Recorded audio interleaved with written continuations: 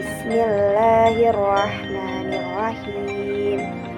Ya ayyuhalladzina amanu idza qila lakum tafassahu fil majalisi fafsahu yafsahillahu lakum wa idza qila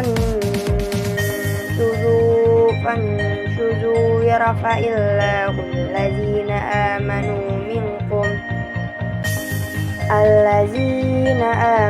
minkum walladzina utul ilma darajat wallahu bima ta'maluna khabir. Wahai orang-orang yang beriman, apabila dikatakan kepadamu, berilah ke lapangan di dalam majlis, lapangkanlah, niscaya Allah akan memberi kelapangan untukmu.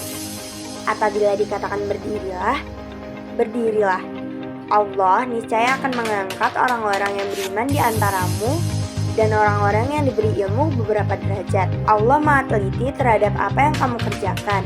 Quran Surah Al-Mujadilah ayat 11.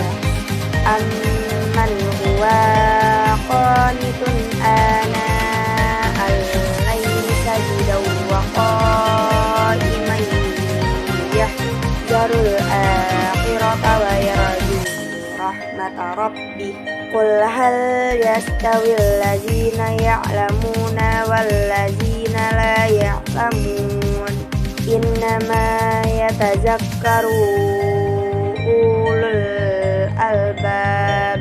Apakah orang musyrik yang lebih beruntung ataukah orang yang beribadah pada waktu malam dalam keadaan bersujud, berdiri, takut pada azab akhirat dan mengharapkan rahmat Tuhan? Katakanlah Nabi Muhammad, apakah sama orang-orang yang mengetahui hak-hak Allah dengan orang yang tidak mengetahui hak-hak tersebut? Sesungguhnya hanya ulul albab, orang yang berakal sehat, yang dapat menerima pelajaran.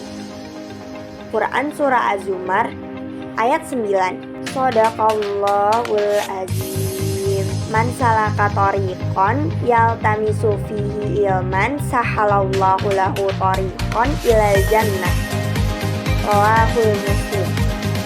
Artinya, barang siapa yang menempuh jalan untuk mencari ilmu, maka Allah akan mudahkan baginya jalan menuju surga. Hadis riwayat Muslim. Memahami hukum bacaan tanda wakaf. Wakaf menurut bahasa artinya menahan atau berhenti. Sedang menurut istilah ilmu tajwid, wakaf adalah berhenti sejenak ketika membaca lafaz yang terdapat tanda wakaf untuk mengambil nafas sejenak dan melanjutkan kembali bacaan selanjutnya. Perhatikan tanda-tanda wakaf sebagai wakaf lazim yang berarti harus berhenti, wakaf mutlak yang berarti harus berhenti, wakaf jais yang berarti boleh berhenti, boleh juga disambung, la waqafu fi yang berarti bukan tempat berhenti, wasol aula yang berarti lebih baik disambung, waqaful aula yang berarti lebih baik berhenti, saktah yang berarti banda berhenti sejenak tanpa mengambil nafas, wakaf mu'anaqoh yang berarti berhenti pada salah satu tanda. 1. Quran Surat Al-Mujadilah ayat 11 tentang keutamaan orang berilmu. Dalam Quran Surat Al-Mujadilah ayat 11 dijelaskan bahwa Allah Subhanahu wa Ta'ala akan memberikan kelapangan bagi orang yang memberi kemudahan atau kelapangan pada orang lain. Jika ada teman yang datang, maka hendaknya diberikan tempat untuk hidup. Bahkan Allah Subhanahu wa Ta'ala juga memerintahkan berdiri untuk mempersilahkan yang baru datang ke tempat tersebut. Pada bagian akhir ayat, Allah Subhanahu wa Ta'ala menyatakan akan meninggikan derajat orang-orang yang beriman yang senantiasa mengikuti perintah-perintahnya dan orang-orang yang berilmu pengetahuannya pada beberapa derajat. 2.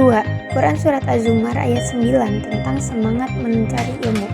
Kita sebagai muslim yang beriman hendaknya kita lebih meyakini bahwa apapun yang kita lakukan di dunia ini akan ada balasannya di akhirat kelak. Maka sebagai pelajar muslim hendaknya semangat dalam menuntut ilmu agar bisa memahami ajaran Allah Subhanahu wa Ta'ala serta bisa mengamalkannya dengan penuh keikhlasan. 3. Hadis riwayat Muslim tentang keutamaan orang mencari ilmu. Kalimat menempuh jalan untuk mencari ilmu memiliki dua makna.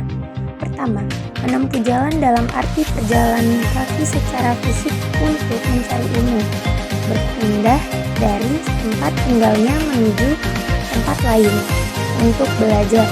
Kedua, menempuh jalan dalam arti menempuh cara yang dilakukan oleh seseorang dalam mendapatkan ilmu, seperti membaca, menulis, menghafal, belajar, dan gift.